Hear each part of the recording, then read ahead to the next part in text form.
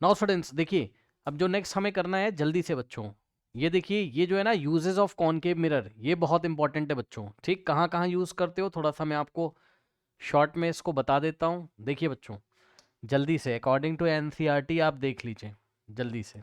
देखिए कहाँ कहाँ यूज करते हो आप, ये बात आपको याद होनी चाहिए बच्चों। ठीक, टॉर्च में यूज करते हो। अब बताओ, टॉर्च में या सर्च लाइट हो आपकी, या आपके व्हीकल्स की हेडलाइट हो, स्कूटी आपकी कार है, उसमें क्या कॉन्सेप्ट लगता है समझो बच्चों। ये आपका कॉनकेव मिरर है इस तरीके से। ठीक है बच्चों, मैंने आपको कल भी बताया था भाई, आप अपनी टॉर्च अपनी कार में, अपनी बाइक में, अपनी स्कूटी में, आप अपने सर्च लाइट जो होती हैं उसमें अगर आप देखोगे तो ये ऐसे कॉनकेव रिफ्लेक्टिंग सरफेस होता है। और बल्ब कहाँ लगा रहता है, बल्ब का फिलामेंट कहाँ फिट कर देते हैं, फोकस पे। ठीक है बच्चों, तो ये देखिए इस तरीके से यहाँ इसको फोकस पे बल्ब को फिट कर देंगे। अब बताओ, यहाँ फोकस से आती हुई जो लाइट रेज होंगी ये इस पे ऐसे टकराएंगी, ये फोकस है। ठीक, ये सेंटर ऑफ कर्वेचर है, तो ये लाइट बहुत दूर तक जाएंगी कि नहीं जाएंगी बताइए, इस तरीके से इन्फिनिटी पे। तो सामने इन्फिनिटी पे अगर आपको देखना है तो वहां तक लाइट पहुंचानी होगी। क्लियर है बताओ, क्लियर, खत्म खत्म टॉपिक, आगे देखो। कह रहा they are often used shaving mirror. बच्चों क्या मैंने आपको नहीं बताया था शेविंग मिरर वाला केस, मेकअप मैन मिरर भूल गए हो क्या? बताओ शेविंग कैसे करोगे, बताओ शेविंग कैसे करोगे बताओ। ये एफ है, तो यहाँ पर आपका ए बी ऑब्जेक्ट, ये फेस आपका यहाँ आ जाएगा, तो वर्चुअल इरेक्ट इमेज बनेगा कि नहीं बनेगा, जल्दी से बता दीजिए बच्चों। ए डैश बी डैश, चेहरा आपका ऐसे दिखाई पड़ेगा, आराम से शेविंग कर लोगे, हो गया खत्म खत्म। ठीक, चलो नेक्स्ट देखो। उसके बाद बच्चों, अब ये देखिए डेंटिस्ट यूज करेगा, ये बड़ा इंपॉर्टेंट बच्चों आ गया है। देखिए ये बड़ा इंपॉर्टेंट यूज है कि डेंटिस्ट यूज है concave mirror to see large image of the teeth patient. Okay, कैसे? किसी का दांत खराब है तो डॉक्टर क्या करेगा, ये ऐसे करके लगाएगा, बोलेगा मुंह खोलो आ, ऐसे। और इसमें ऐसे कॉनकेव मिरर लगा रहेगा, तो इस कॉनकेव मिरर में दांत उसका कहाँ आ जाएगा, जो टीथ है उसका कहाँ आ जाएगा बताइए, पोल, पोल और फोकस के बीच में ये दांत आ गया, तो उसका दांत इतना बड़ा वर्चुअल इमेज दिखाई पड़ेगा कि नहीं पड़ेगा बताइए। ठीक, सही है। ठीक, आगे बढ़िए। उसके बाद बच्चों, एक बहुत इंपॉर्टेंट यूज है स्टूडेंट्स, यहां से एग्जाम में सवाल आ सकता है बच्चों। देखिए सोलर एनर्जी का यूज करते हुए हम लोग सोलर फर्नेस बना लेंगे। अब सोलर फर्नेस कैसे बनाओगे बताओ, सोलर फर्नेस कैसे बनाओगे बताओ। सनलाइट को हम एक पॉइंट पे कॉन्सेंट्रेट कराना चाहते हैं, तो भाई क्या करोगे, मान लो ये ऐसे हमें कोई मेटल का स्क्रैप, मेटल का स्क्रैप कोई मेल्ट करना है, मान लीजिए एल्युमिनियम मेल्ट करना है या आयरन मेल्ट करना है, तो हाई टेम्परेचर कैसे प्रोड्यूस करोगे, बहुत सारे कॉनकेव मिरर लगा दीजिए। देखिए एक इधर से लगाइए कॉनकेव, एक इधर से लगाइए, एक इधर से लगाइए, एक इधर से लगाइए, बहुत सारे कॉनकेव मिरर लगा दीजिए। और सभी कॉनकेव मिरर का फोकस जहां पर होगा वहां पे सनलाइट आ जाएगी। क्या आप लोग समझ सकते हैं? थोड़ा सा मैं डायग्राम के माध्यम से आपको समझाने की कोशिश करता हूं। ये वाला कॉनकेव ऐसे, बस मैं आपको दो कॉनकेव दिखा रहा हूं, ओनली टू।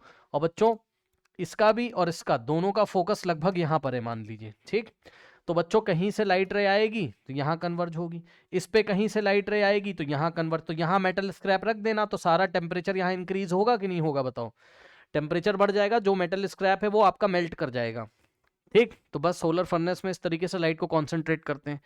क्या आप लोग समझ सकते हो? इन्फिनिटी से आती हुई लाइट रेस फोकस पे, फोकस पे आके मीट करेगी भाई, कन्वर्ज होगी, इन्फिनिटी से आती हुई लाइट रेस फोकस पे मीट करेगी आफ्टर द रिफ्लेक्शन। क्यों भाई, बताओ बताओ बताओ जल्दी से। ठीक है, हो गया, आगे बढ़े। ठीक, अब देखो उसके बाद कॉन्वेक्स का यूज बच्चों कब करते हैं, रियर व्यू मिरर में, कल डिस्कस किया था तो ये मैं नहीं करूंगा। ठीक है, हो गया, चलो बहुत बढ़िया, मिरर खत्म। अब मिरर में आपको मैंने फॉर्मूला बताया हुआ था, फिर से वो फॉर्मूला आपको मैं एक बार फिर से बताना चाहता हूं बच्चों। मिरर में साइन कन्वेंशन मैंने लेना आपको सिखाया हुआ है, तो मिरर का फॉर्मूला क्या था बताइए, m बराबर h I by H o बच्चों। ठीक, h i h o, size of image, size of object. ठीक है ना? हाँ, एक बच्चे ने पूछा दोनों मिरर का फोकस सेम है, हाँ दोनों मिरर का फोकस सेम था सोलर फर्नेस में ना भाई, ठीक है, हाँ दोनों मिरर का फोकस सेम था। ठीक, चलो छोड़ो, सही है सही है सही है, कोई दिक्कत नहीं। चलो इधर देखो जरा बच्चों, m is equals to minus we by u. ठीक, ये होता है, ये देखिए m is equal to minus we by u भी होता है। तो बच्चों इक्वेशन नंबर 1 से और इक्वेशन नंबर 2 से बच्चों जरा मुझे बताइए जरा क्या हो जाएगा, H I by H O is equals to बच्चों माइनस वी बाई यू हो जाएगा। ठीक है बच्चों, h I by H o reflection के केस में रिफ्लेक्शन पढ़ रहे हो, h I by H o बराबर माइनस वी बाई यू हो जाएगा। v क्या होता है, इमेज डिस्टेंस, u क्या होता है, ऑब्जेक्ट डिस्टेंस, hi क्या होता है, हाइट ऑफ या size of the image, ho क्या होता है, साइज ऑफ द ऑब्जेक्ट होता है। बहुत बढ़िया, सब लोग कर लेंगे, कोई दिक्कत बच्चों नहीं है। इसके अलावा बच्चों जो आपका मिरर फॉर्मूला था वो 1/f is equals to 1/v plus 1/u। बताइए ये फॉर्मूले तो नहीं भूलोगे, जल्दी से बताओ, ये फॉर्मूला तो नहीं भूलोगे, बोलो बोलो बोलो, आ जाएगा ये सब, वेरी गुड। अब बच्चों यहीं पर एक बात और याद रखनी थी कि मैग्निफिकेशन अगर आपका पॉजिटिव है बच्चों तो वर्चुअल इरेक्ट है, बोलो यस सर, वर्चुअल इरेक्ट है। और बच्चों अगर मैग्निफिकेशन आपका माइनस में आ रहा है तो क्या है बताइए, रियल एंड इन्वर्टेड है। ठीक, सही चला, सही हो जाएगा, कोई समस्या नहीं है। आ जाइए बच्चों जरा क्वेश्चन फटाफट निपटा दीजिए। क्वेश्चन करने से पहले मैं आपको एक बात बताना चाहता हूं, ठीक है बच्चों, देखिए हाँ ओके, नाउ देखिए बच्चों, क्वेश्चन करने से पहले मैं आपको एक बात बताना चाहता हूं बच्चों। चलो देखते हैं क्या बताना चाहता हूं मैं आपको। देखो देखिए स्टूडेंट्स, बच्चों एक बात बताइए कि ध्यान से बच्चों, क्या आपको ये बात पता है मैथमेटिक्स में कि 1/∞ आ जाए तो आंसर 0 होता है? सही है, नहीं पता तो भैया याद कर लो, 1/∞ कभी भी आ जाएगा लाइट वाले चैप्टर में आंसर 0 कर देना, और अगर 1/0 आ जाएगा तो आंसर इन्फिनिटी कर दीजिएगा। ठीक, इतनी बात भी आप लोग को पता है, कोई दिक्कत नहीं है।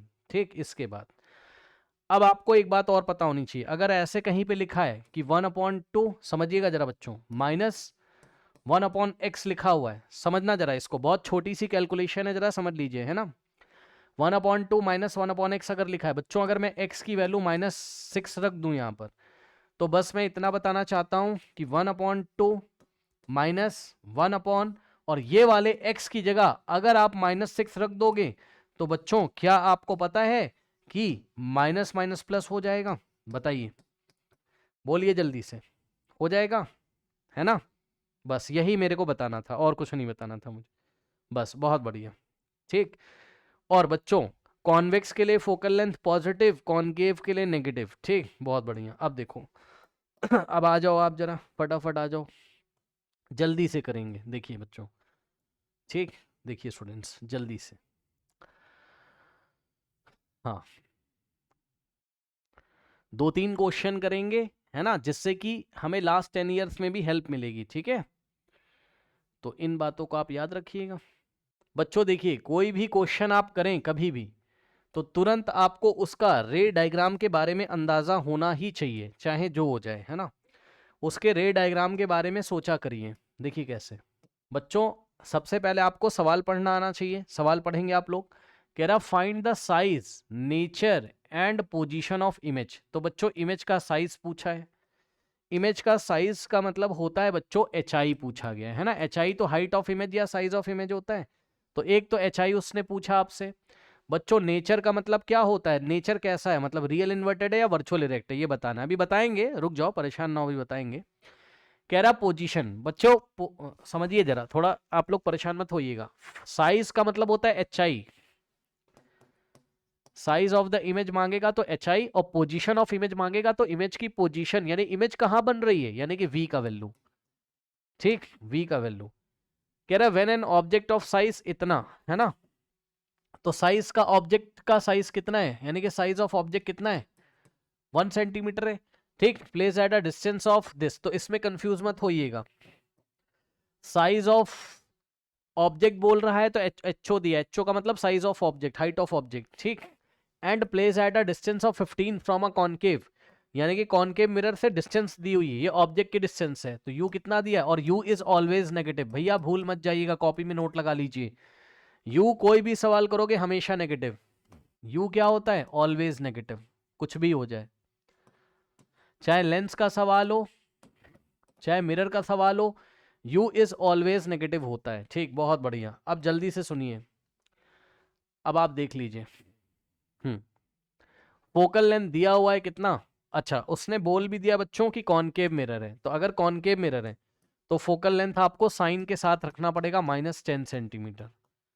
कॉनकेव में फोकल लेंथ नेगेटिव होता है। ठीक, अब देखो f दिया हुआ है, u दिया है, क्या तुम v नहीं निकाल सकते हो? बताओ, f दिया हुआ है तो 1/f is equals to 1/v plus 1/u। Reflection है तो यहां प्लस आएगा, मिरर फॉर्मूला लगेगा। ठीक, रिफ्लेक्शन है तो यहाँ प्लस आएगा, और लेंस फॉर्मूला होगा तो 1/v माइनस 1/u होगा जब रिफ्लेक्शन पढ़ेंगे तो। अब मेरी बात ध्यान से सुनिएगा, जिसको नहीं पता, सबसे पहले जिसको निकालना उसको फ्री कर लो। मतलब आपको v चाहिए तो ये वाला पहले इधर भेज दो, यानी कि एक फॉर्मूला बना लो, 1/f minus 1/u is equals to 1/v। ठीक, अब वैल्यू रख दीजिए साइन के साथ, तो 1/f की जगह कितना रखोगे? -10, तो f की जगह -10 और माइनस 1/u, u की जगह -15। अब ध्यान देंगे स्टूडेंट्स, 1/, अब देखना बच्चों ध्यान से, ये वाले माइनस को नीचे लगाओ चाहे ऊपर लगाओ, बात सेम है। तो ये ऐसे लिख सकते हैं -1/10, और ये वाला माइनस माइनस प्लस हो गया, अभी दिखाया था आपको, ये माइनस माइनस प्लस हो गया। ठीक, तो ये प्लस हो गया, और इज इक्वल्स टू 1/v। अब बताइए बच्चों, 15 और 10 का एलसीएम आ जाएगा कितना? 30 मेरे ख्याल से। 30 को डिवाइड लगाओगे 10 से, 3 आएगा, 3 इंटू -1 -3, और प्लस 30 को 15 से डिवाइड लगाएंगे 2 इज इक्वल्स टू 1/v। अब -3 + 2 -1, तो -1/30 इज इक्वल्स टू 1/v। ठीक, अब taking reciprocal on both side, तो 30/1 तो 30 हो जाएगा, और v/1 v हो जाएगा। लेकिन बच्चों साइन कैसा आ रहा है? माइनस का, तो v इज इक्वल्स टू -30 हो गया।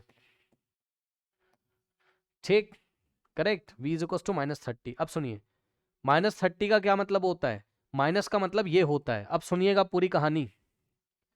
अब आपको किसके बारे में सोचना है? रे डायग्राम के बारे में। और जो लोग नहीं सोच पा रहे हैं तो सोचिए, दिमाग पे जोर दीजिए दिमाग पे। रे डायग्राम देखिए, सुन लो, v कितना आया तुम्हारा? -30, u कितना है तुम्हारा? -15, और फोकल लेंथ कितना दिया हुआ था? -10, है ना? तो अब आप बताओ क्या सिचुएशन बन रही होगी? रे डायग्राम बनाना आपको आना चाहिए जल्दी जल्दी। ये पोल है, ये फोकस है, ये सेंटर ऑफ कर्वेचर है। ठीक, तो अब मुझे ये बताइए जरा ध्यान से बच्चों कि फोकल लेंथ 10 है, तो यहां से यहां तक ये 10, और ऑब्जेक्ट 15 पे रखा है। अब सुन लेना ध्यान से सब बच्चे, जिसको नहीं पता, ये 10 हो जाएगा, माइनस साइन डायरेक्शन को बता रहा है बस, तो ये भी 10 हो जाएगा। बोलो बोलो बोलो, क्या मैंने सही बात कर दी? ऐसे चलोगे तो भाई, अगर यहां से यहां जितना है उतना ही यहां से यहां होगा, तो यहां से यहां 10 है तो यहां से यहां। ठीक, ओके, तो 15 कहां बैठेगा? 15 यहां बैठेगा, तो ऑब्जेक्ट यहां रखा हुआ है, यहां से यहां 15। ठीक, और इमेज कहां बन रही है? अब बताओ, एफ और सी के बीच में ऑब्जेक्ट रखते थे तो इमेज कहां बनती थी? बताइए, एफ और सी के बीच में ऑब्जेक्ट रखते थे तो इमेज बियॉन्ड सी बनता था। Very good, very good. तो ये इमेज कहां आ रही? बियॉन्ड सी, रियल इन्वर्टेड हो जाएगी और ऑब्जेक्ट से बड़ी हो जाएगी। ठीक, तो ये देखिए, ये इस तरीके से यहां इमेज, तो ये वाला केस, ये हमने क्या किया? अप्रोक्सीमेशन लिया है। अप्रोक्सीमेशन लेके पहले जज कर लेंगे कि बन कहां रही है, और फिर असली वाला डायग्राम बनाओगे, विदाउट एनी मेजरमेंट वाला बना लोगे, कि जब ऑब्जेक्ट को अगर उसने बोला कि रे डायग्राम बना के दिखाओ, तो एफ और सी के बीच वाला डायग्राम बनाएंगे। भूल गए हो क्या? बना लेना, मैं वो सब थोड़ी ना बनाऊंगा बच्चों, यहाँ पर समझ गए? यहाँ पे आएगा भी नहीं, ठीक से बैठेगा भी नहीं, मैं वो सब नहीं बना रहा हूँ, बस मैंने आपको डिस्कस कर दिया। कर लोगे? बताओ। ठीक, ये हो गया।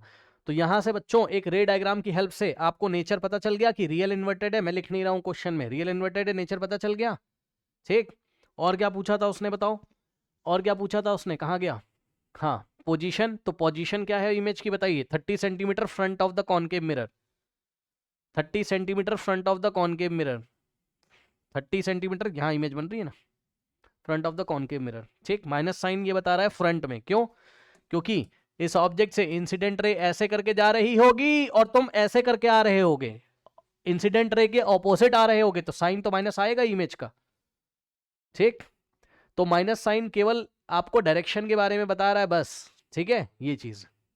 अब उसके बाद नाउ ये बातें हो गई, तो बस सब कुछ तो निकाल लिया, और कुछ तो है ही नहीं, है ना। चलो यहीं पे बच्चों मैग्निफिकेशन जरा निकलवा दीजिए जरा। मैग्निफिकेशन क्या होता है बच्चों? माइनस वी बाई यू होता है, या फिर क्या होता है? H I by H O. अच्छा एच आई भी निकालना है, रुक जाओ निकाल लेंगे भी, लेकिन पहले मैग्निफिकेशन निकालो। और मैग्निफिकेशन ही क्यों निकालोगे, आपको भी ये भी तो बताया था यार। H I by H O is equals to minus we by U करोगे तो बताओ कि यहाँ से एच आई आ जाएगा कि नहीं आ जाएगा, बताओ। एच आई, अब बताइए जरा, जो एच आई है, जो एच आई आएगा वो बताओ माइनस में आएगा या प्लस में आएगा, जरा बताइए। एच आई प्लस में आएगा माइनस में आएगा? माइनस में आएगा, बिल्कुल सही है, क्योंकि रियल इन्वर्टेड है। आप कैलकुलेट करके देख लीजिएगा, बच्चे बता रहे हैं आंसर कितना आ रहा है भाई। चलो कर ही लेते हैं। एच आई निकालना है, एच ओ दिया हुआ है 1, माइनस वी कितना निकाला है 30, वी को साइन के साथ रखोगे तो माइनस 30 हो जाएगा। यहाँ एक माइनस पहले से था और वी नेगेटिव है, और यू कितना रखेंगे माइनस 15, तो ये माइनस माइनस कट जाएगा ये वाला, और माइनस आएगा तो एच आई कितना आ जाएगा -2। तो size of the image -2, minus sign बता रहा है रियल इन्वर्टेड को, माइनस साइन बता रहा है रियल इन्वर्टेड को, यानी कि प्रिंसिपल एक्सेस से नीचे बनी हुई image, below the principal axis. ये देखिए ये image below the principal axis है, बस खत्म खत्म खत्म। ठीक, और अगर मैग्निफिकेशन पूछ लेता तो मैग्निफिकेशन आप माइनस वी बाई यू से निकाल लेते। ठीक, माइनस और वी की वैल्यू कितनी बताओ, -30, और यू कितना -15, ये इससे कट जाता तो आंसर आता 3। सुन लो -3। अब एक बात बताइए, मैग्निफिकेशन -3 का क्या मतलब है? रियल इन्वर्टेड है, ठीक, रियल इन्वर्टेड है और मैग्नीफाइड है कितने टाइम्स? 3 टाइम्स, यानी कि जो साइज ऑफ द इमेज है, जो साइज ऑफ द इमेज है वो ऑब्जेक्ट से 3 टाइम्स है, जो इमेज है ऑब्जेक्ट से 3 टाइम्स है। चेक कर लो, ऑब्जेक्ट कितना था 1 सेंटीमीटर का, तो इमेज कितनी आ रही है? सॉरी कुछ गलती करी क्या मैंने, 3 क्यों कर दिया यार, 2 आएगा ना यहाँ पर, 3 को कर दिया 2 आएगा ना, -2 है ना, तो यहाँ पर आ जाएगा क्या 2, यानी कि जो इमेज है वो ऑब्जेक्ट का 2 टाइम्स है। तो चेक कर लो आ भी तो रहा है, ऑब्जेक्ट 1 सेंटीमीटर, 1 का 2 टाइम्स करोगे तो 2 सेंटीमीटर आएगा। माइनस साइन बस रियल इन्वर्टेड को दिखा रहा है, ठीक है ना। कोई डाउट है बताइए, माइनस साइन बस रियल एंड इन्वर्टेड को बता रहा है और कुछ नहीं बता रहा है। हो गया, सबको डिस्कस कर लिया, बताइए। 3 टाइम्स नहीं 2 टाइम्स, 2 टाइम्स, 2 टाइम्स है ना, वो गलती से 3 लिख दिया था, आई एम सॉरी। 15 1 15 2 2 टाइम्स, ठीक है, सही है, ओके। चलो ये हो गया, अब इसका खेल खत्म भैया, है ना, इसका खेल खत्म। अब देखो इधर आओ, ऐसे करके आपको पहचानना होगा। अब देखो इधर आओ, इस सवाल को देखो जल्दी से, इसका रे डायग्राम वगैरह, इसका डिस्कशन वगैरह सब कुछ जल्दी जल्दी करेंगे। देखिए बच्चों, ऑब्जेक्ट है 2 सेंटीमीटर हाई, तो ऑब्जेक्ट 2 सेंटीमीटर हाई है, यू नहीं दिया, ये एच ओ दिया हुआ है, हाइट ऑफ द ऑब्जेक्ट है, साइज ऑफ द ऑब्जेक्ट है, और ऑब्जेक्ट का साइज हमेशा पॉजिटिव होता है। मन हो तो कॉपी में नोट कर लीजिए, यू हमेशा पॉजिटिव, यू हमेशा नेगेटिव, यू ऑलवेज नेगेटिव, और एच ओ हमेशा पॉजिटिव होता है, याद रखिएगा, ठीक, ओके। नाउ अब देखिए, तो यहां से हो जाएगा एच ओ आपका इतना, ठीक है। उसके बाद अब उन्होंने हमसे क्या बोला, इस place at a distance of 16 centimetre from a concave, तो ये यू दिया हुआ है, ऑब्जेक्ट को 16 सेंटीमीटर के डिस्टेंस पे रखा है कॉनकेव से, यानी कि यू का वैल्यू दिया, और यू हमेशा माइनस होता है, याद रखिएगा, ठीक। उसके बाद विच प्रोड्यूसेस रियल, अब सुनो, जब उसने बोल ही दिया है कि रियल, तो real image of 3 centimetre high, यानी कि इमेज की वैल्यू उसने दी हुई है। अब बताइए, ये 3 सेंटीमीटर रियल इमेज उसने बोला, तो रियल शब्द के साथ क्या लगता है, इन्वर्टेड, रियल शब्द के साथ इन्वर्टेड लगता है, तो इन्वर्टेड, रियल इन्वर्टेड के लिए माइनस होता है एच आई, तो एच आई हमें दिया 3 है, लेकिन हम रखेंगे -3 रियल इन्वर्टेड के लिए, रियल इन्वर्टेड के लिए -3 रखना पड़ेगा, ठीक। अब what is the focal length of the mirror, तो अब आपको फोकल लेंथ निकालनी है बच्चों। तो अब आप देख लो, एच आई पता है, एच ओ पता है, फोकल लेंथ तो आप तब निकालोगे ना जब आपको वी और यू पता हो, तो 1/f बराबर 1/v प्लस 1/u से, एफ आप तब निकालोगे वी और यू जब पता हो, और वी और यू भी आपको पता चल जाएगा, क्यों, क्योंकि आपको पता है क्या, कि H I by H O is equals to minus we by U होता है। बताइए, अब वैल्यू रख दीजिए, आंसर आ जाएगा। तो एच आई कितना है, -3, साइन के साथ रखना भाई, और एच ओ हमेशा पॉजिटिव। 2 is equals to minus V की जगह v को छोड़ दो आप, और u की जगह कितना रखोगे, -16। ठीक, तो यहाँ से नेक्स्ट स्टेप में क्या हो जाएगा, ये वाले माइनस से माइनस कट जाएगा और ये माइनस में बचेगा, ये 16 इधर आ जाएगा, तो हो जाएगा -3/2 into 16 is equals to V. ठीक, और 2 1 जा और 2 8 जा, और v कितना आ गया, -24 आना भी चाहिए। v माइनस में क्यों आ रहा है, क्योंकि कॉनकेव का कोई भी केस हो तो रियल इन्वर्टेड कहाँ बनता है, मिरर के फ्रंट में ना। ठीक, तो इसलिए माइनस में आ रहा है v तो माइनस में आएगा रियल इन्वर्टेड के लिए। ठीक, v को यहां रख दो, तो 1/f is equals to 1/v की जगह -24 और प्लस 1/u की जगह बच्चों -16। ठीक, अब यहां से 1/f इज इक्वल्स टू, ये माइनस ऊपर लगा दीजिए तो -1/24 दिखाई पड़ेगा आपको, और ये प्लस और ये माइनस, प्लस माइनस होता है भैया माइनस। गौर करिएगा यहाँ पर, जिन्होंने पहले पढ़ाई नहीं करी, सुनो, ये वाला प्लस और ये माइनस, माइनस बनाएगा यहाँ गलत मत कर देना। ठीक, अब बताइए 24 और 16 का एलसीएम कितना आ जाएगा, बताइए 48, बोलो 48, बोलो बोलो बोलो जल्दी से, हाँ 48। ठीक, तो यहां से आ जाएगा 1/f बराबर यहाँ 48। अब इसको तुम सॉल्व करोगे, मैं नहीं करूंगा, मैं बस आंसर बता रहा हूँ, इसको सॉल्व कर लेना। तो क्योंकि इतना नहीं है ना, फटाफट आंसर देख के, क्योंकि यहाँ डिस्कशन कर रहा हूँ बस मैं। ठीक, तो यहाँ आ जाएगा, अगर आप देखोगे तो आएगा आपके पास f इज इक्वल्स टू, या 1/f इज इक्वल्स टू -5/48, ऐसा ही आ रहा है। फिर रेसिप्रोकल ऑन बोथ साइड करोगे तो f इज इक्वल्स टू -48/5 आ जाएगा। तो f इज इक्वल्स टू, आप सॉल्व करोगे इसको, so you will get -9.6 centimetre. Concave है इसलिए फोकल लेंथ कैसा आ रहा है, नेगेटिव आ रहा है। बताइए कोई समस्या है, हो जाएगा, बहुत बढ़िया। अब सुनो बच्चों, find the position of the image, है ना, पोजीशन ऑफ द इमेज तो हम पहले ही निकाल चुके हैं। -24 का क्या मतलब है कि कॉनकेव मिरर से के फ्रंट में बना हुआ है, कॉनकेव मिरर के फ्रंट में। ठीक, अब इसके रे डायग्राम के बारे में आइए बात करते हैं। फोकल लेंथ कितनी है, 9.6, तो फोकल लेंथ कितनी बच्चों, 9.6 माइनस की, और u कितना है आपका -16, और v आपने निकाला है -24, सही है। तो इसका रे डायग्राम कैसे आएगा, चेक कर लो, ये आपका पोल है और ये आपका फोकस है और ये आपका सेंटर ऑफ कर्वेचर है बच्चों। ठीक, तो 9.6 का आप डबल करोगे, अब आप समझ गए होगे, 9.6 ये हो गया, तो ये भी हो गया आपका क्या 9.6। ठीक है, तो 16 कहाँ बैठेगा, 9.6 से थोड़ा आगे बढ़ोगे तो 16 यहाँ कहीं बैठेगा, तो ऑब्जेक्ट यहाँ कहीं है। क्या मैं सही हूँ, चेक कर लो, क्योंकि 9.6 + 9.6 तो 16 से ज़्यादा हो जाएगा। क्यों भाई, सही बात है कि नहीं, जल्दी बताइए, क्योंकि ये पूरा कितना हो जाएगा, यहाँ से यहाँ, ये 9.6 का डबल हो जाएगा यहाँ से यहाँ तक, तो 16 कहाँ बैठेगा, यहीं तो बैठेगा। ठीक, यानी कि फिर से एफ और सी के बीच में, यानी कि रियल इन्वर्टेड बनेगी और बियॉन्ड सेंटर ऑफ कर्वेचर बनेगी। कोई समस्या, बताइए, और मैग्नीफाइड हो जाएगी, मैग्नीफाइड हो जाएगी, गेम खत्म। क्या मैग्नीफिकेशन भी पूछा था, नहीं पूछा था, खत्म। अगला सवाल।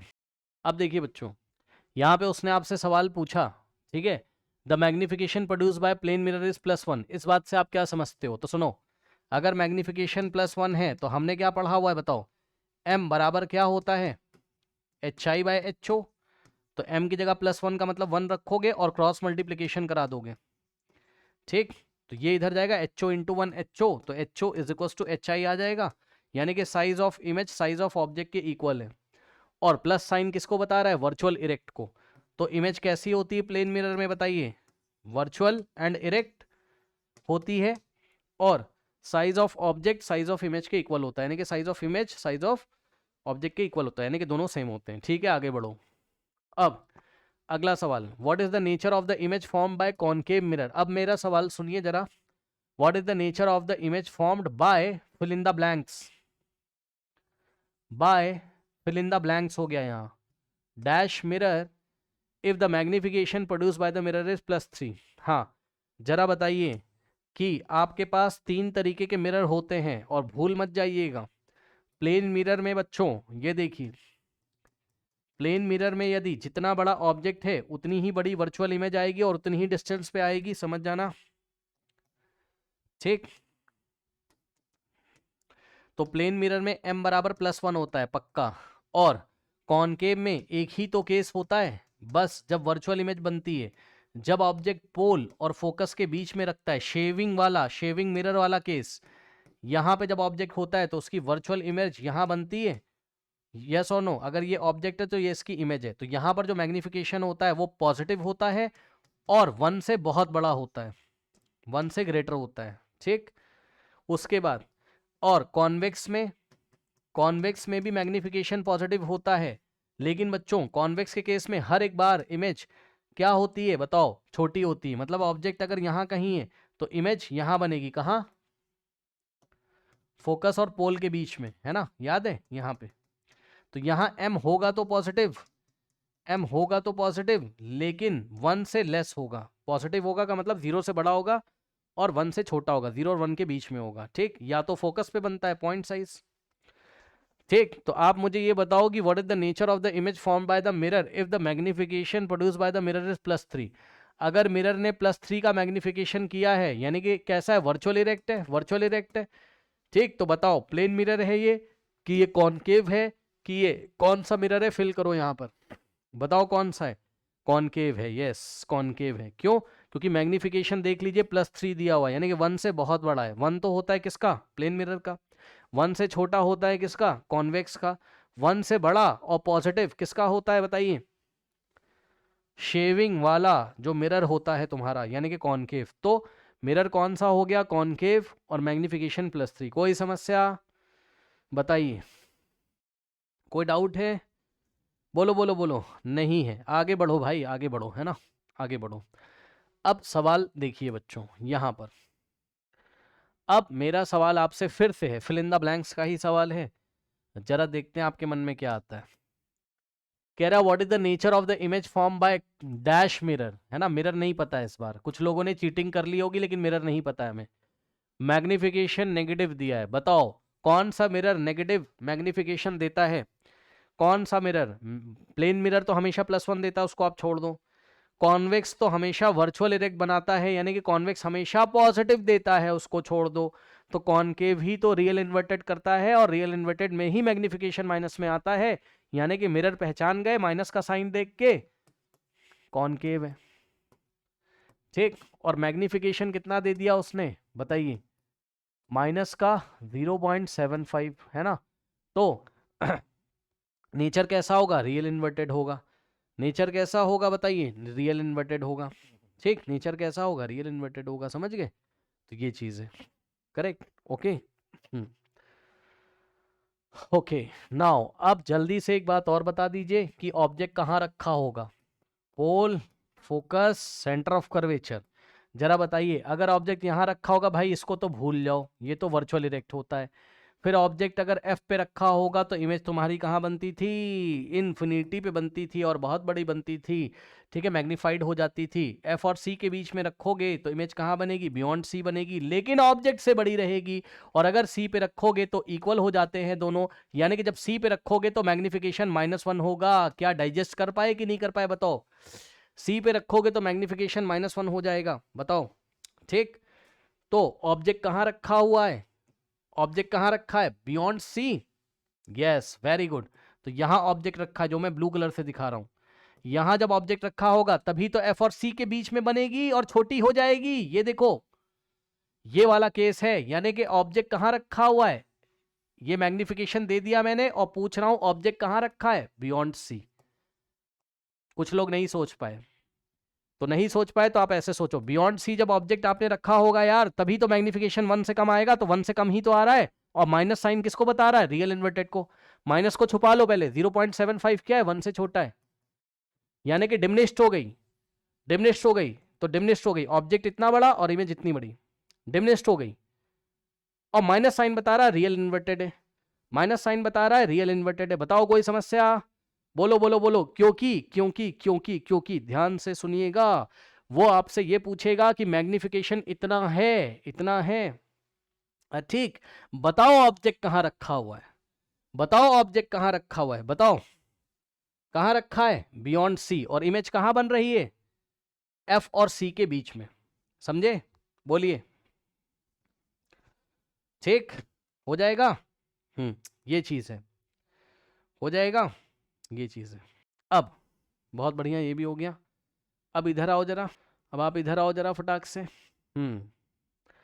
अब सुनिए, सुनिए ध्यान से, ये सवाल फिर से आ गया आपके सामने। No matter how far you stand from a mirror, आप मिरर से चाहे जितना दूर चले जाओ, हमेशा वो इरेक्ट होनी चाहिए, इमेज हमेशा इरेक्ट होनी चाहिए। बताइए कौन सा मिरर ऐसा होता है कि जिस मिरर से आप चाहे जितना दूर चले जाओ, इमेज हमेशा इरेक्ट होती है, बताइए।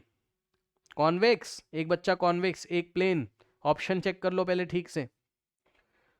प्लेन एंड कॉन्वेक्स दोनों पे टिक लगाएंगे, ठीक है, करेक्ट। प्लेन एंड कॉन्वेक्स दोनों पे टिक लगाएंगे, ओके, करेक्ट, ओके।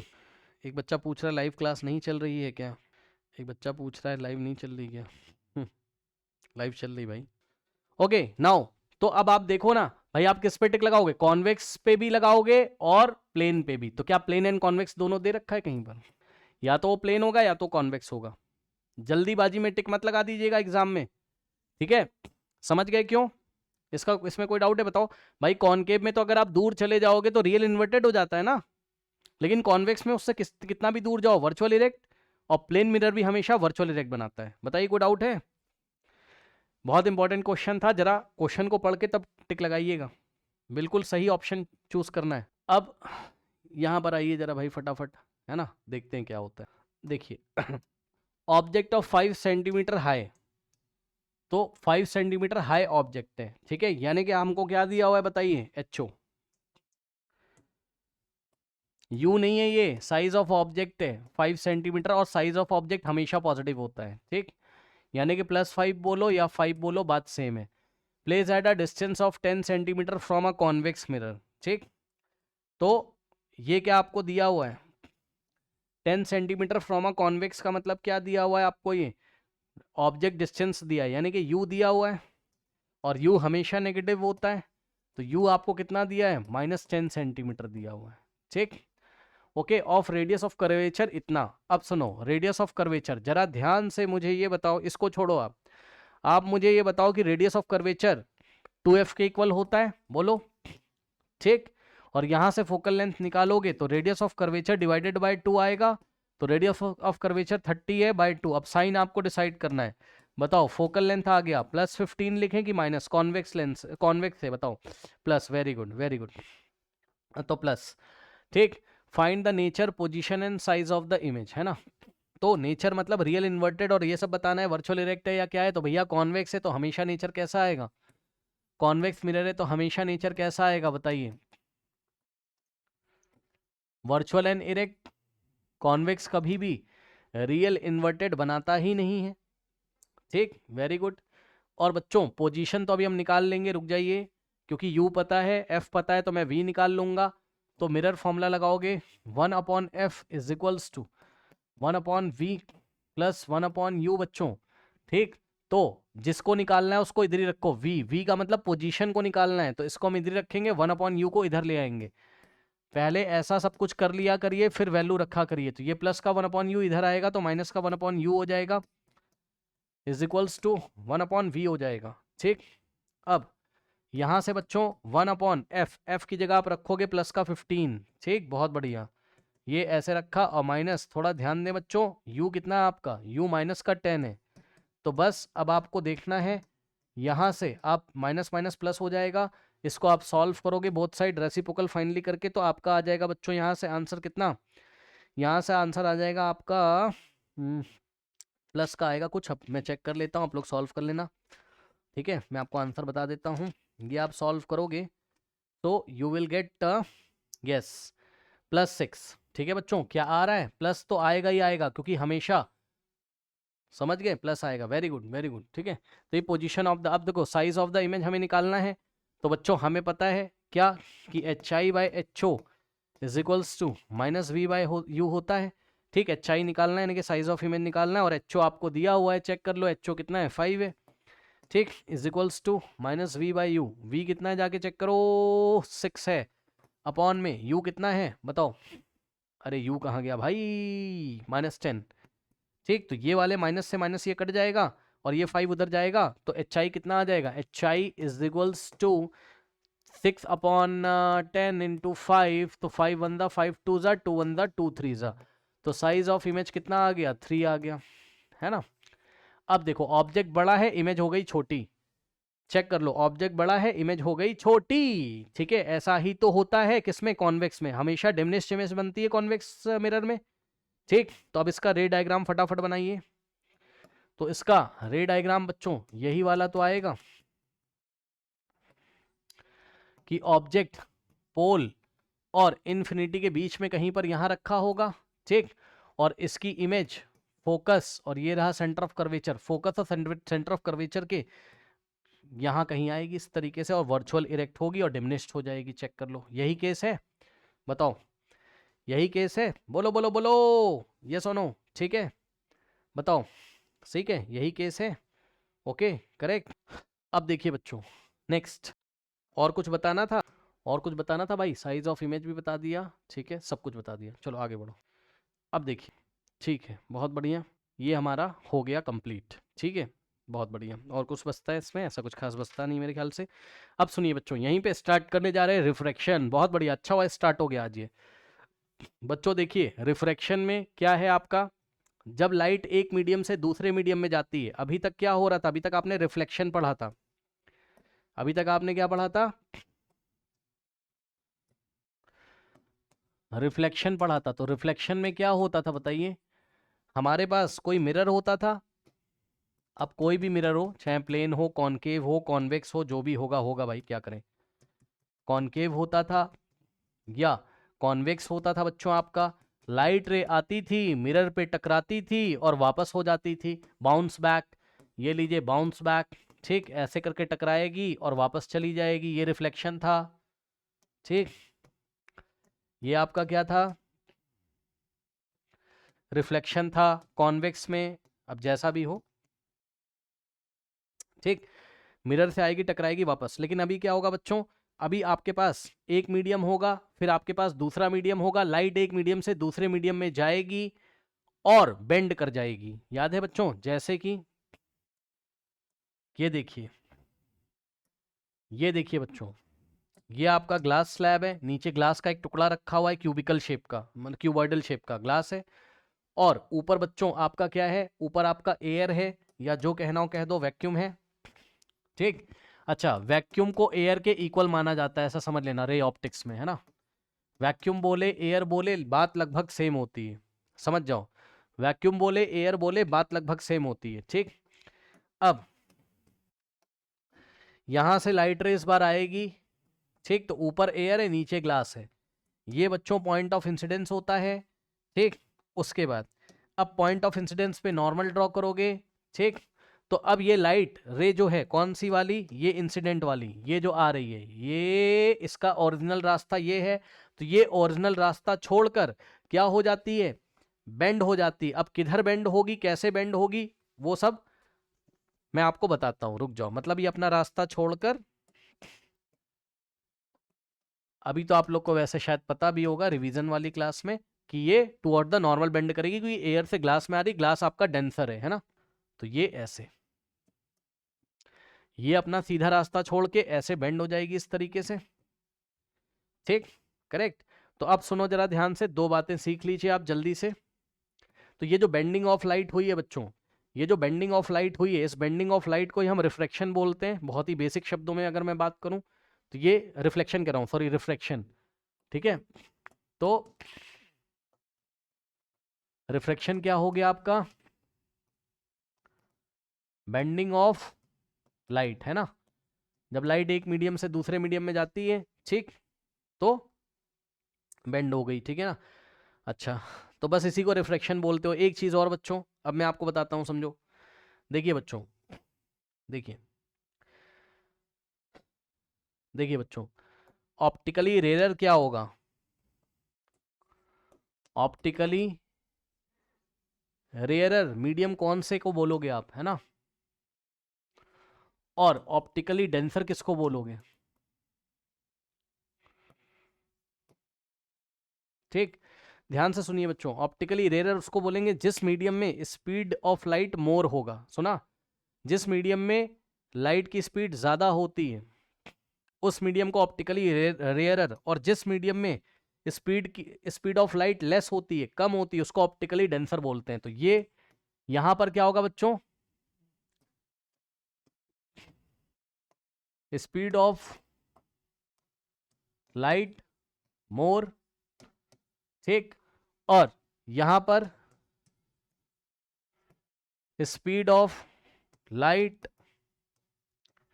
लेस। याद कर लीजिए, जिस मीडियम में स्पीड ऑफ लाइट ज़्यादा होती है उसको हम ऑप्टिकली रेयर बोलते हैं, और जिस मीडियम में स्पीड ऑफ लाइट कम होती, लेस होती है, उसको हम ऑप्टिकली डेंसर बोलते हैं। ठीक, आइए एक एग्जांपल दिखाता हूं, बेवजह का मनगढ़ंत एग्जांपल है, दिल पे मत ले लेना भैया, इधर आओ बच्चों। मान लीजिए वैक्यूम, या मतलब ये एयर है मान लो, तो एयर में बच्चों स्पीड कितनी है? 3 × 10⁸ मीटर पर सेकेंड। किसकी स्पीड? लाइट की स्पीड, ठीक। और यहां ग्लास में है मान लीजिए बच्चों 2 × 10⁸ मीटर पर सेकेंड। अरे मान लो, मानने में क्या जा रहा है, ठीक। अब ये कोई रियल, आप कहीं से मैच मत कराने लगना, आपको समझाने के लिए बता रहा हूं। अब बताओ बच्चों बताइए, एयर में स्पीड ज्यादा है या ग्लास के अंदर? एयर में स्पीड ज्यादा है या ग्लास के अंदर? लाइट की स्पीड कहां पर ज्यादा है, जरा देख के बताइए जरा इस डायग्राम को, जल्दी से बताइए। 1 सेकेंड, एक बच्चा थोड़ा परेशान है, इनको। Okay, now yes, okay now students, yes now ध्यान दीजिए जरा। हाँ, क्या बोल रहा था मैं? हाँ, स्पीड कहाँ ज़्यादा है बताइए? एयर में। तो बच्चों ये ऑप्टिकली रेयर हो गया, और स्पीड जहाँ पर कम है वो ऑप्टिकली डेंसर, ठीक। तो एयर क्या हो गया आपका? ऑप्टिकली रेयरर, और ग्लास हो गया आपका क्या? Optically denser. तो याद रखिएगा बच्चों, अगर ऑप्टिकली रेयर से डेंसर में आ रही है तो टुवर्ड्स द नॉर्मल, नॉर्मल की तरफ बेंड हो जाएगी, और वहीं पर ऑप्टिकली रेयर से अगर कहाँ जा रही है, सॉरी ऑप्टिकली डेंसर से अगर रेयर में जा रही है, जैसे कि मान लीजिए ये देखिए, ये वाला डायग्राम देखिए, मान लीजिए अभी ये लाइट रे ग्लास के अंदर है, ये वाली, अभी ये ऐसी है ना। तो अब ये ग्लास है और नीचे एयर है, ठीक। तो अब ग्लास से कहाँ जा रही है? एयर में। तो अब क्या हो जाएगा? डेंसर से रेयरर में जा रही, तो अवे फ्रॉम द नॉर्मल हो जाएगा। मतलब ये अपना ओरिजिनल पाथ छोड़कर, ये ओरिजिनल पाथ छोड़कर नॉर्मल से दूर हट जाएगी, नॉर्मल से दूर हट जाएगी। तो ये आपका नॉर्मल है NN डैश, तो ये NN डैश से अवे हो जाएगी ऐसे। कोई डाउट है बताइए? लास्ट वाले में आपने क्या देखा बताओ? रेयरर से डेंसर, तो टुवर्ड्स द नॉर्मल, अपना ओरिजिनल रास्ता छोड़कर टुवर्ड्स द नॉर्मल की तरफ बेंड हो गई, और डेंसर से जब रेयरर में जा रही है तो ओरिजिनल रास्ता छोड़ के अवे फ्रॉम द नॉर्मल हो गई। बताइए कोई समस्या? इतना तो आता होगा। आगे बढ़े, आगे बढ़े, कर लोगे? ठीक। उसके बाद अब देखिए, अब आपको एक काम करना है, जरा जल्दी से देखिए, इतना तो आप लोग पढ़े लिखे होंगे। हाँ, एक चीज और, जब लाइट एक मीडियम से दूसरे मीडियम में जाती तो बेंड क्यों करती है? क्योंकि 2 डिफरेंट मीडिया में लाइट की स्पीड डिफरेंट होती है। सुनो ध्यान से। हाँ, रिफ्रैक्शन का रीजन, रिफ्रैक्शन क्यों होता है, रिफ्रैक्शन क्यों होता है, पहले आप सुन लो। मीडियम का प्लूरल मीडिया कहलाता है, सुना? मीडिया क्या होता है? Plural of medium. तो जब लाइट रे एक मीडियम से दूसरे मीडियम में जाती है, ठीक, तो देखो बच्चों, अब आप थोड़ा फील करिए जरा, ये ग्लास स्लैब है और ऊपर एयर है। अब आप खुद समझो, ऊपर ये एयर है, एयर के मॉलिक्यूल्स हैं, और अंदर ये ग्लास के मॉलिक्यूल्स हैं, ठीक। तो कोई लाइट रे जब एयर में चलेगी, ठीक, और ग्लास में जब चलेगी, तो मॉलिक्यूल्स के साथ जो इंटरेक्शन होगा, उस इंटरेक्शन का, मॉलिक्यूल्स के साथ जब इसका इंटरेक्शन होगा, किसका? लाइट रे का। लाइट क्या है? इलेक्ट्रोमैग्नेटिक वेव्स हैं। तो इलेक्ट्रोमैग्नेटिक वेव्स का जब इंटरेक्शन होगा, इंटरेक्शन मतलब मॉलिक्यूल्स के साथ जब वो संपर्क में आएंगी, कांटेक्ट में आएंगी, ठीक, तो कुछ होता है उसको, किसको, लाइट रे के कुछ होता है, यानी कि ये मॉलिक्यूल्स परेशान करते हैं इसको, लाइट को। मतलब अलग अलग मॉलिक्यूल्स के साथ इंटरेक्शन करके ये अपनी अलग अलग स्पीड दिखाती है। ठीक उसी तरीके से आप इसको सोच सकते हो अपने समझने के लिए, जैसे अगर यहां पर भीड़ नहीं है ज्यादा तो मैं आराम से भाग जाऊंगा, तेजी से चलूंगा ऐसा। और अगर भीड़ हो गई बहुत ज्यादा, बाजार में भीड़ है, तो मैं अच्छे से नहीं चल पाऊंगा, मैं कहीं टकराऊंगा, बेंड हो जाऊंगा, मेरी डायरेक्शन चेंज हो जाएगी। ठीक उसी तरीके से आप समझ सकते हो कि अलग अलग मीडिया में, है ना, अलग अलग जितने भी आपके मीडिया होते हैं, तो स्पीड ऑफ लाइट डिफरेंट हो जाएगी कि नहीं हो जाएगी, क्योंकि मॉलिक्यूल्स का नेचर अलग अलग होगा। अलग अलग मटेरियल में मॉलिक्यूल्स अलग अलग प्रकार के, अलग अलग टाइप के। बताओ यस और नो। तो ग्लास के मॉलिक्यूल अलग तरीके से बिहेव करते हैं लाइट के साथ, और एयर के मॉलिक्यूल्स अलग तरीके से बिहेव करते हैं लाइट के साथ। तो जो स्पीड ऑफ लाइट है वो अलग अलग मीडिया में चेंज हो जाएगी कि नहीं हो जाएगी, बताओ। ठीक, तो बस यही होता है, एक मीडियम से दूसरे मीडियम में लाइट जाएगी, स्पीड में चेंज होगा, और स्पीड में चेंज होने के कारण बेंडिंग हो जाती है, बस। ठीक है, तो रिफ्रैक्शन का कारण क्या है, अब ये मैंने डिटेल में क्लास में पढ़ाया हुआ है, मैं उस पर नहीं जा रहा हूं, उसकी वेव थ्योरी से मैंने समझाया था इसको। रिफ्रैक्शन का बच्चों रीजन क्या है बताइए। Light feels different speed in different media. अलग अलग मीडियम में लाइट की स्पीड अलग अलग होती है, जिसके कारण उसकी बेंडिंग हो जाती है, बस सीधी साफ बात। इसका अच्छा आंसर ये रहेगा एग्जाम में लिखने के लिए, क्या, difference in speed of light in two different media. मतलब दो अलग अलग मीडिया है, तो उसमें स्पीड अलग अलग होती है, जिसके कारण उसकी बेंडिंग हो जाती है, बस। ठीक है, सही है। अब सुनिए आगे, ये हो गया। इसके बाद अब जल्दी से एक टॉपिक को देख लीजिए फटाफट बच्चों, है ना, करेक्ट। अच्छा, एक चीज और आप समझ लो पहले, है ना, साइड में देखो जरा। अब यहां पर आप देख लो जरा, ये देखिए बच्चों, अगर कोई लाइट रे इस तरीके से नॉर्मली अगर फॉल करेगी ग्लास स्लैब पे ऐसे, मतलब याद रखिएगा हमेशा, ऊपर मान लो रेयर मीडियम है इस तरीके से, और नीचे डेंसर है, और अगर इस लाइट रे ने बच्चों 90 डिग्री बनाया है, तो ये इसकी बेंडिंग नहीं होगी, इसकी बेंडिंग नहीं होगी सर। क्या सर? सर इसकी बेंडिंग नहीं होगी, याद रखिएगा। ठीक, ये ऐसे ही सीधे निकल जाएगी। फिर से सुनो, अगर ये इंटरफेस के साथ 90 बनाएगी, मतलब सरफेस के साथ 90 बनाएगी, तो ये इस तरीके से सीधी निकल जाएगी। ठीक, तो इस केस में no bending, but speed changes. अरे स्पीड तो चेंज होगी भाई, स्पीड तो चेंज होगी, बस डायरेक्शन नहीं चेंज होगी, स्पीड तो चेंज होगी, मॉलिक्यूल के साथ तो इंटरेक्ट कर ही रहा है। ठीक, तो ये 3 इंटू 10⁸ मीटर पर सेकेंड है मान लो एयर में, तो ग्लास में मान लो 2 इंटू 10⁸ मीटर पर सेकेंड है। तो स्पीड चेंज हो जाएगी लेकिन बेंडिंग नहीं होगी। ठीक, और इसी तरीके से अगर वो ग्लास से कहाँ जा रही है, वापस एयर में, और परपेंडिकुलर डायरेक्शन में जा रही है, चलो ये छोड़ो, आप ये देखो जरा, ये पानी भरा हुआ है।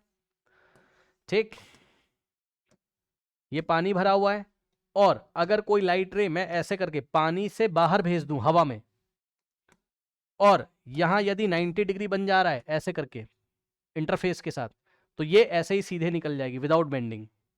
स्पीड में चेंज आएगा लेकिन बेंडिंग नहीं होगी, स्पीड में चेंज आएगा लेकिन बेंडिंग नहीं होगी। बात समझ में आ गई कि नहीं आ गई, ये चीज है।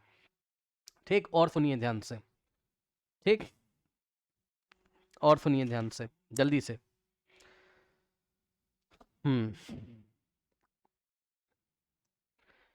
ये देखिए, ये ग्लास स्लैब है आपका इस तरीके से एक, ठीक है, जल्दी से देखिएगा, ये ग्लास स्लैब है आपका इस तरीके से। ठीक, और यहां से ये लाइट रे आ रही है, ओके, ये इस तरीके से ये लाइट रे आ रही है, ये इंसिडेंट लाइट रे है, बहुत ध्यान से देखिएगा बच्चों। अगर ये ग्लास ना होता तो ये सीधे निकल जाती। तो ये डॉटेड लाइन किसको बता रहा है बताइए, ओरिजिनल पाथ को, कि अगर ये ग्लास स्लैब ना होता, केवल एयर एयर होती, तो ये सीधे निकल जाती है ऐसे। लेकिन अभी क्या होगा, ये वाले पॉइंट पे नॉर्मल ड्रॉ करोगे। ठीक, अब बताओ, जाना कैसे चाहती थी, सीधे, लेकिन रेयर से डेंसर में आ रही है तो टुवर्ड द नॉर्मल बेंड हो जाएगी, तो ये अपना सीधा रास्ता छोड़ के नॉर्मल की तरफ बेंड हो जाएगी। और ये वाले पॉइंट पे फिर से नॉर्मल ड्रॉ करिए। अब सोचिए, यदि ग्लास ही ग्लास में चलती रहती और एयर ना आती तो ये सीधे निकल जाती, अगर मीडियम चेंज नहीं होता तो सीधे निकल जाती है ऐसे।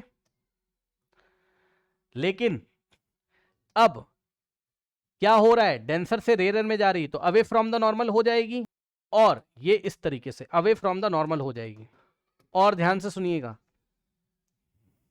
जितना एयर से ग्लास में जाते टाइम ये नॉर्मल की तरफ बेंड हुई थी,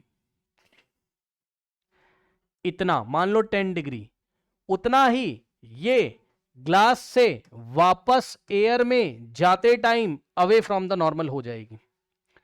ये इसका डॉटेड लाइन, येलो वाला डॉटेड लाइन ओरिजिनल पाथ था, तो ये इधर उतना ही 10 डिग्री बाहर चली जाएगी नॉर्मल से उधर, क्योंकि मीडिया नहीं चेंज हो रहा है। एयर से ग्लास में टुवर्ड्स द नॉर्मल 10 डिग्री, तो ग्लास से एयर में away from the normal 10 degree.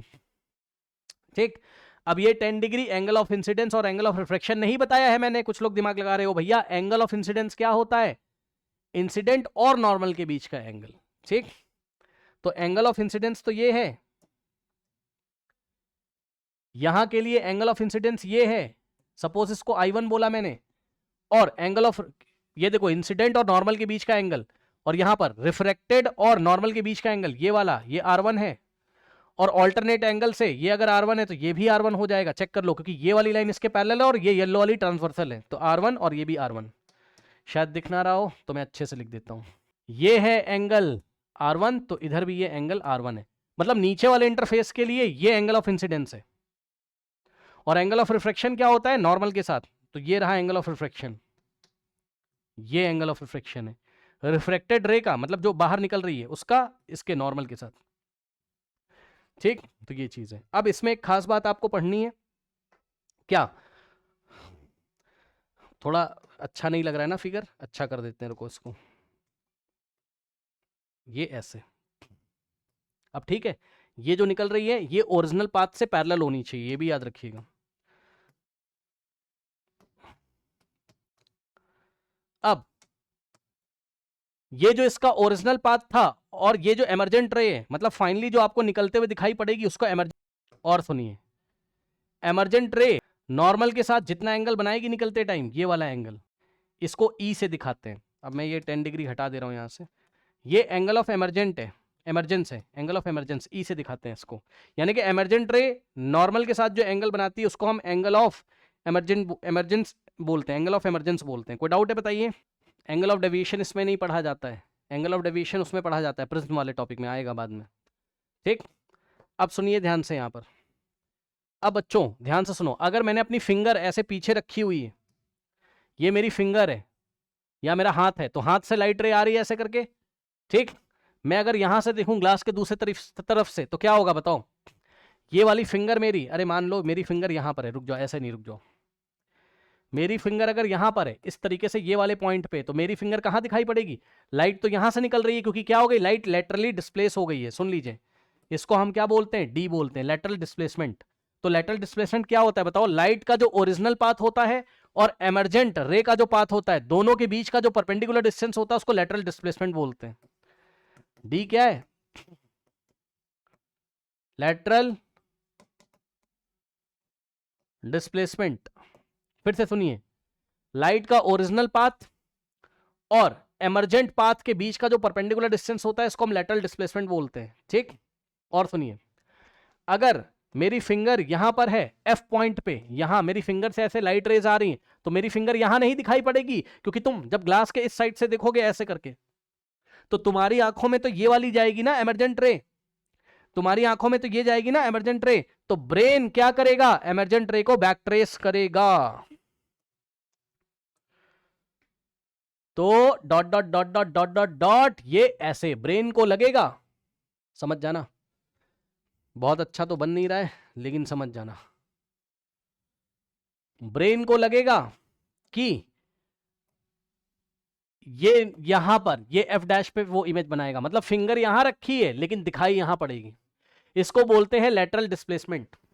ठीक, असली में फिंगर यहां है क्योंकि लाइट रे पहले ऐसा ही ऐसे बेंड होके फिर ऐसे बेंड हो गई, यानी कि ओरिजिनल पाथ से डी डिस्प्लेसमेंट हो गया, इसका लेटरली डिस्प्लेस हो गई। तो यहां पे अगर आप अपनी आंखें लगाओगे यहां पे, तो आंखों में तो ये लाइट रह जाएगी ना जो सच में निकल रही है, तो इसको बैक ट्रेस करेगा ब्रेन, तो फिंगर यहां देखेगा वो, यानी कि फिंगर की एक वर्चुअल इमेज देखता है, तो फिंगर अपनी पोजीशन से डिस्प्लेस हो जाती है। डायग्राम देख लीजिए, कहां गया भाई, यहां पर हो, ये देखिए, ये लेटरल डिस्प्लेसमेंट है। समझ में आया मैं क्या कह रहा हूं? फिंगर कहीं और थी लेकिन दिखाई हो रही थोड़ी डिस्प्लेस होके, लेटरली डिस्प्लेस हो गई। जल्दी बताइए, यस और नो? ठीक, अब एक बात और जल्दी से देख लीजिए, इसमें नोट कर लीजिए जरा जल्दी से, कहां गया, 3 बातें नोट करेंगे इधर। ये जो आपका लेटरल डिस्प्लेसमेंट है, it is proportional to angle of incidence, thickness of the glass, refractive index of the glass. ठीक, 3 बातें, यहां सवाल आ सकता है एग्जाम में। चलो, चला गया, सब कुछ चला गया भाई, अब चला ही गया है तो आप देख ही लो जल्दी से। चला गया, क्या करें बताओ, चला गया, सुन लो। ये जो लेटरल डिस्प्लेसमेंट है डी, ये 3 बातों पे डिपेंड करता है, ये बहुत इंपॉर्टेंट बात है, यहां से एग्जाम में सवाल आ सकता है। ठीक, lateral displacement is directly proportional to angle of incidence, जितना ज्यादा एंगल ऑफ इंसिडेंस रखोगे ये डिस्प्लेसमेंट उतना ज्यादा हो जाएगा। मतलब अगर एंगल ऑफ इंसिडेंस डबल कर दोगे तो लेटरल डिस्प्लेसमेंट डबल हो जाएगा। उसके बाद D is directly proportional to क्या होता है आपका, थिकनेस ऑफ द ग्लास, यानी कि ग्लास की थिकनेस कितनी है, यानी कि ये थिकनेस कहलाता है टी। जितना ज्यादा थिकनेस होगा ग्लास का उतना ज्यादा आपका लेटरल डिस्प्लेसमेंट होगा। और तीसरी बात, इस ग्लास का रिफ्रैक्टिव इंडेक्स कितना है, ये भी हम आगे चल के पढ़ेंगे। Mu of glass, mu of glass का मतलब है, या एन जी ऑफ ग्लास लिख सकते हो, एन का मतलब ईटा, ऐसे लिख लो एन जी या ईटा जी, ये क्या होता है, रिफ्रैक्टिव इंडेक्स। तो D is directly proportional to refractive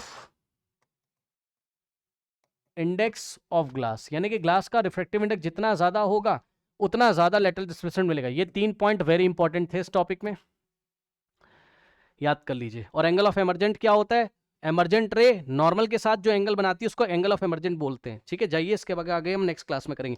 ये 3 बातें याद करके आइएगा, जाइए।